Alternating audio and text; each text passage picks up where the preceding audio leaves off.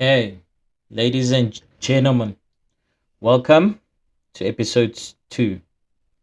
Right, so last episode we spoke about Mexico and South Africa playing their very first game. Now, when I look at it and I looked at my episode in retrospect, I went back and I did some digging on the Mexican national team. Now, there's a lot of things I've come to realize about the Mexican national team that people really don't talk about. For instance, the Mexican national team is playing in their 18th edition of this tournament. Now, to me, when I hear that it's the 18th tournament out of a possible 23, I went and I did some digging. Now, Mexico played in the inaugural tournament, which was in 1930. As all of you here and you're familiar with Mexican history, and I'd like to say to my Mexican brothers and sisters, thank you for your support. Thank you for tuning in. Thank you for being part of this channel.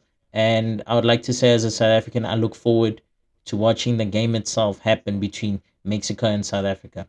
So I've realized that 18 tournaments have been played, as I have alluded to earlier, out of a possible 23.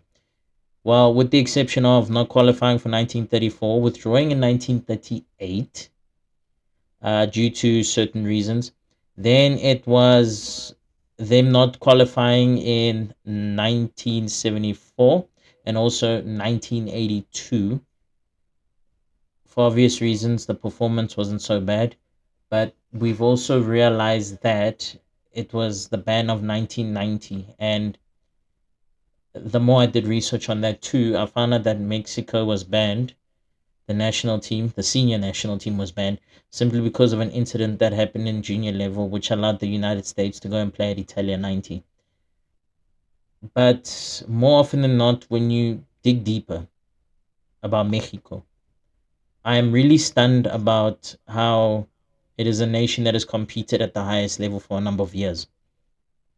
Continental or intercontinental pieces, they've done that. I believe Mexico's won the Copa. It was called back then. It's now defunct. It was the Confederations Cup. I believe they took it in 1999, if I'm not mistaken. To my Mexican viewers, please correct me if I'm wrong. But what I remember is that it was taken by Mexico in 1999 and they beat Brazil in the final. With that being said, and us continuing, I've looked at various aspects when it comes to Mexico. See, the thing is with Mexico, from the period between 1930 to about 1966, Mexico was always trapped in the middle of the group stages and never got out. And please feel free to look at this. It's quite interesting when I looked at it.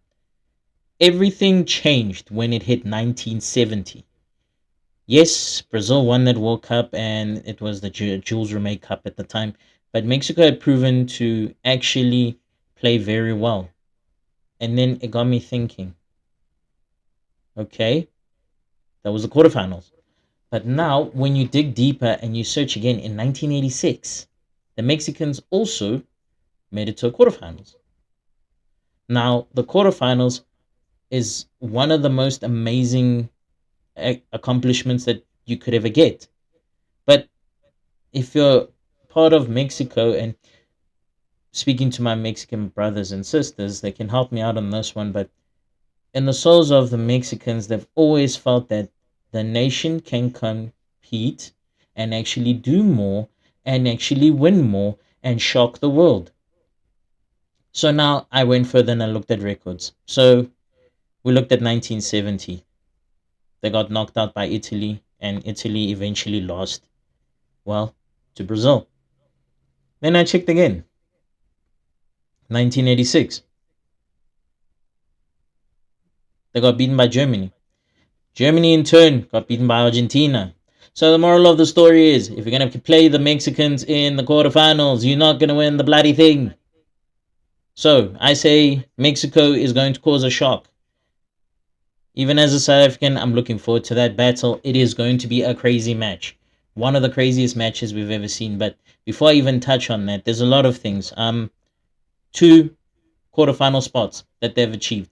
And most of this is due to the fact that they hosted the tournament, which means the Mexican people, Are you really the 12th man that governs all of these guys to play to the best of their best? And judging by it, the answer is yes.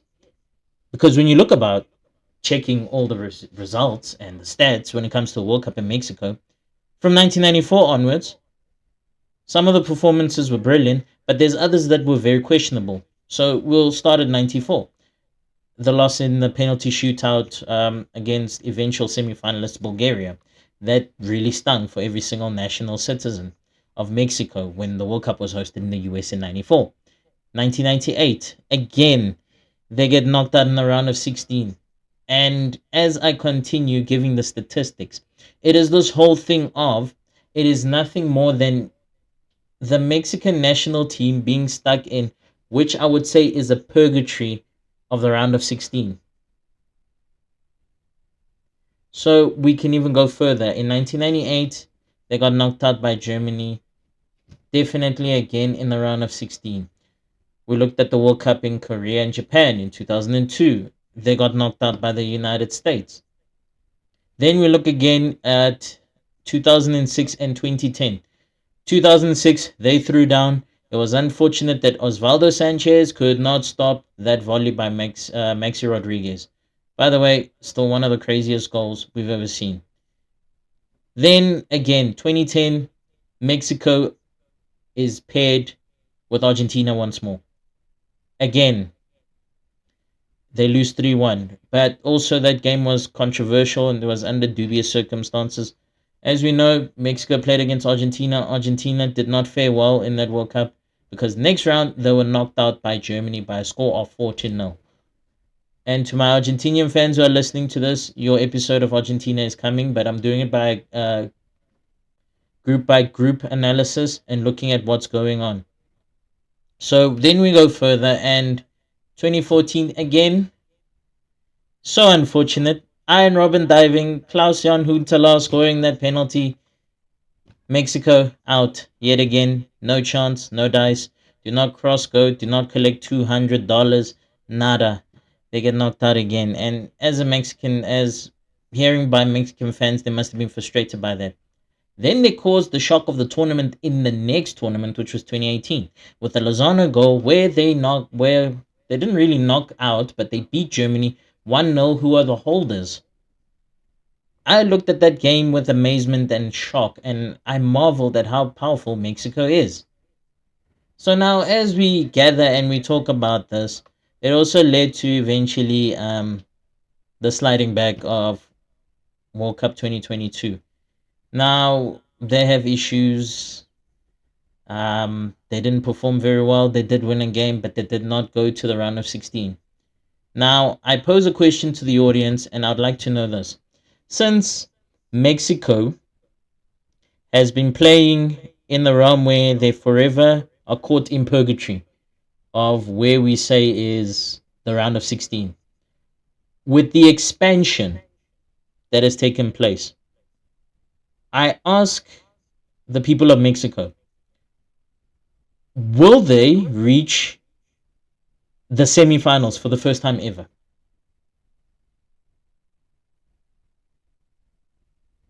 Now, I ask this because with the expansion, the tournament becomes more challenging. Then we look at various research in terms of Mexico and their performances in the World Cup. The top goal scorer or top Mexican goal scorer is Luis Hernandez, followed by Chicharito Hernandez. Now, Luis Hernandez scored 4 goals in one World Cup campaign, which was 1998. Then we have Chicharito, who scored over 3 campaigns, which would be 2010, 2014, and 2018. Now, again, this is ancient history. We are talking about players that have been around, that have been doing their best. We're talking about a national team that has always managed to rise above adversity. Back to history once more. Let's not forget, Mexico hosted a World Cup in 1986, 8 months after a devastating earthquake that shook the country to its very foundation. But they've banded together and that provided people with a hope, something to live for, something to believe, something to look forward to every day. And it makes us wonder, how on earth did such a brilliant team do so well? So there's other things that we're going to look into this episode, but let's focus on what is important.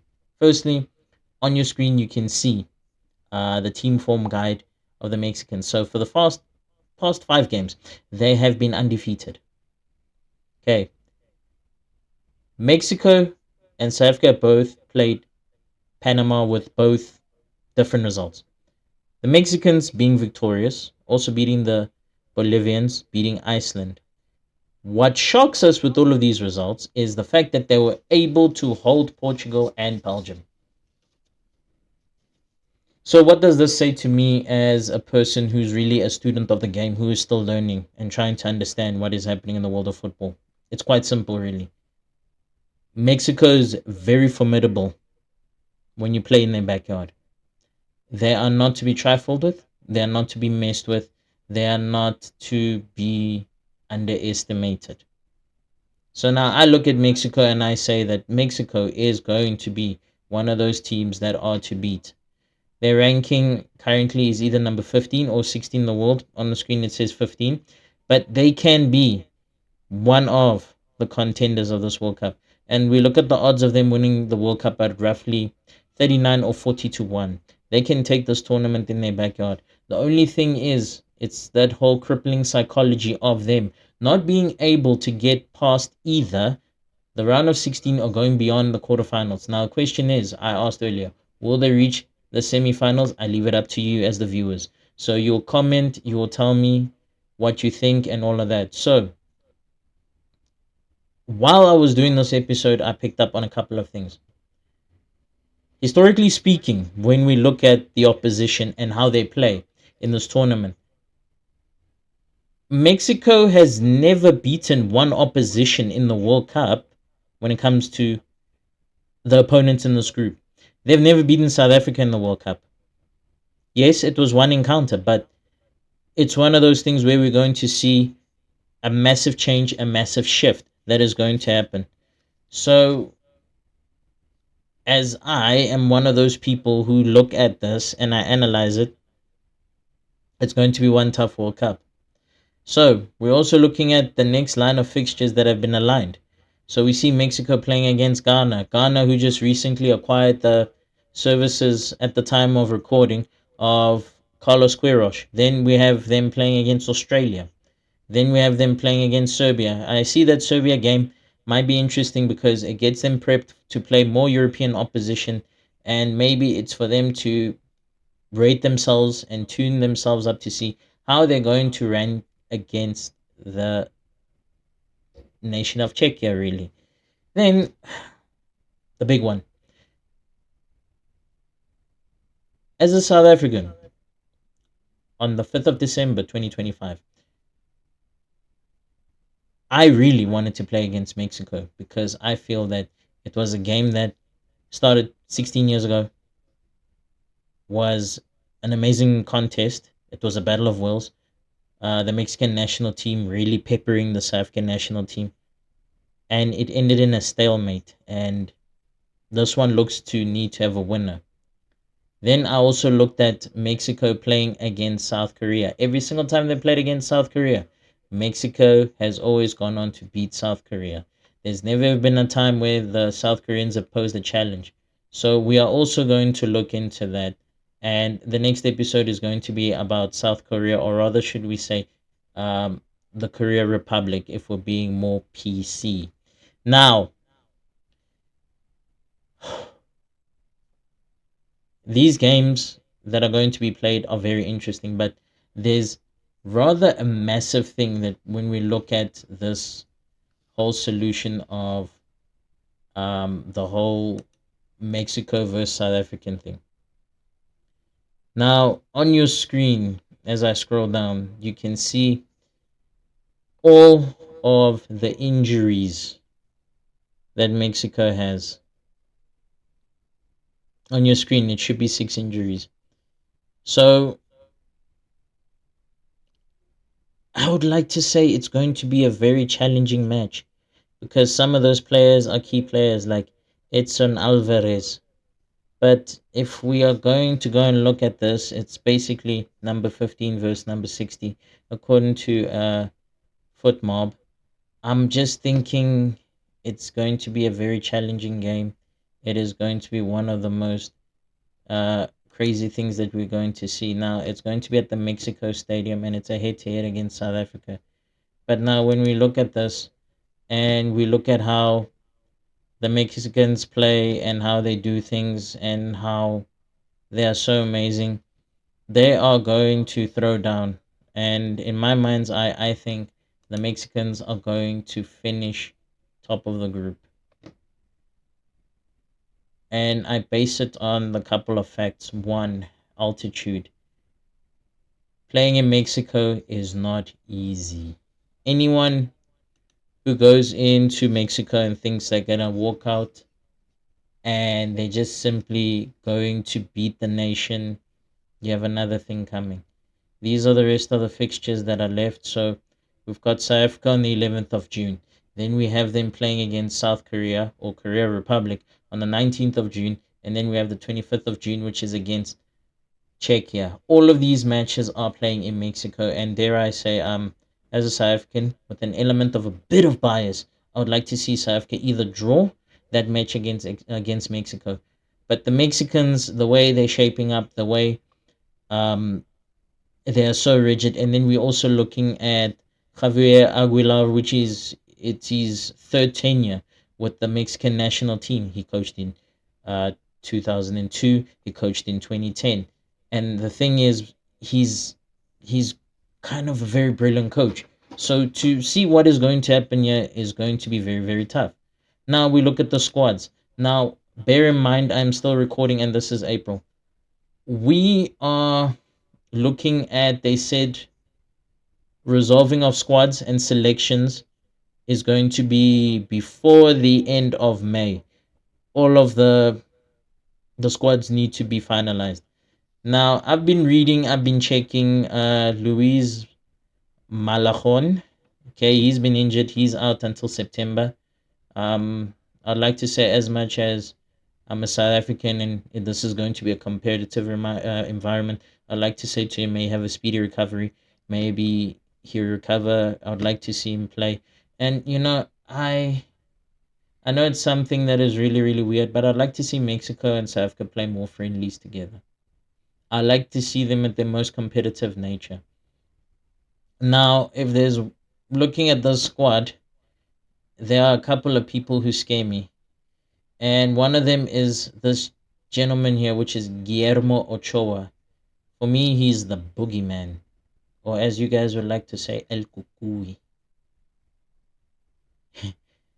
He is frightening because his stopping ability is very brilliant.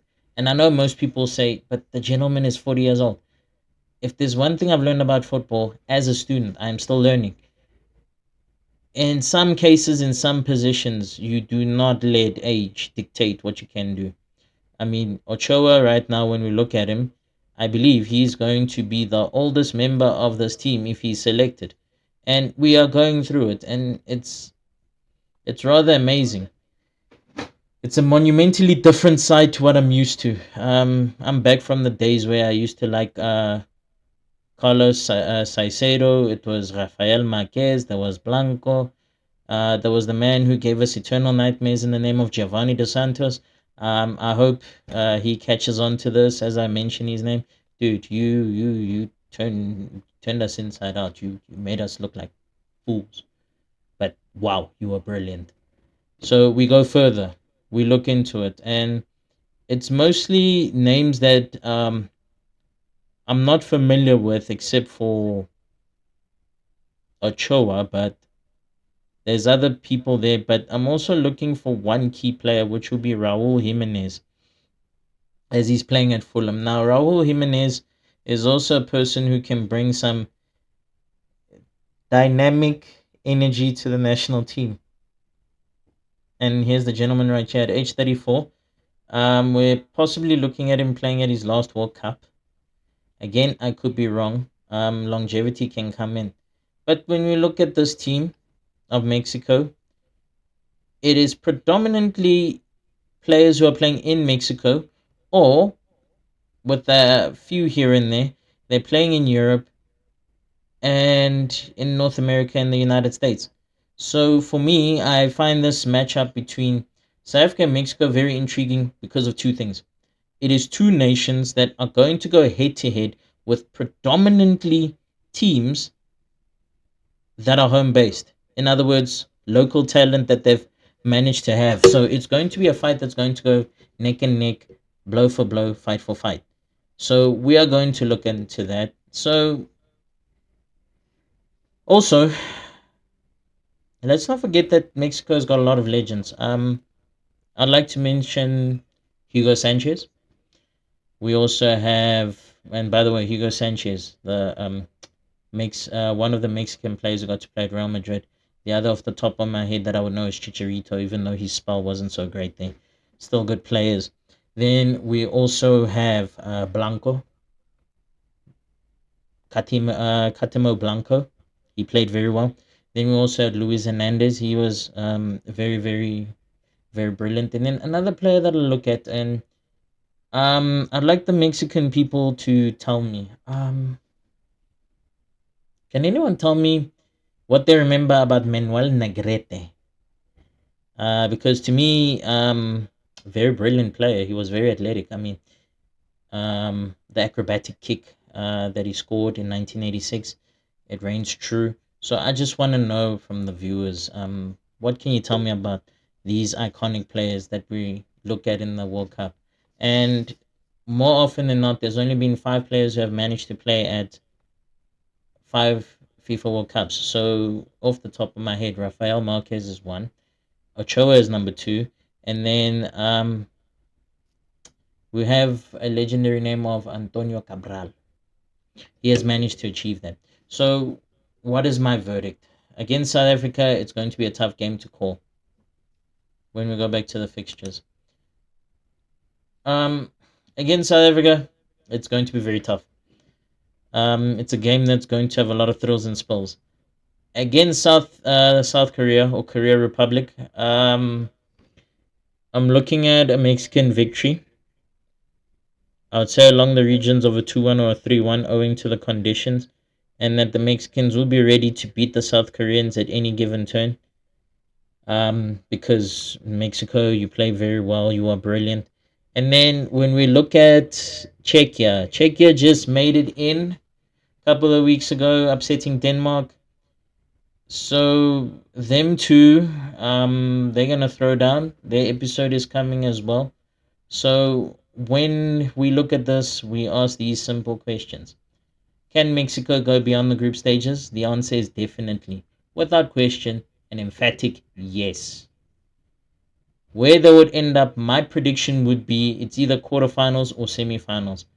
And if it's semifinals, I see them hopefully reaching the final. It's a possibility. But again, it's wishful thinking for me, I think. But I would think that Mexico would stun a lot of people. They're going to shock everybody at this World Cup. Am I crazy? Possibly. But if there's one thing I've learned about the World Cup is that it is never predictable and everything is not played with pen, paper, and stats. It boils down to who wants it more, who wants to be the best. So as we draw to a close to the end of this episode, I'd like to say this. I'd like to say that one, uh, it's going to be amazing. Two, nothing is going to stop the Mexicans. And three, this is going to be one crazy World Cup that everybody's going to remember. So, as I sign off, I'd like to say to you, please leave your comments, please subscribe. We're on the goal of trying to reach roughly 20,000 before and after the World Cup. Your support would be greatly appreciated. And it's me, Mr. Rankan, signing off saying, I am because we are 26. Take care. Bye till then.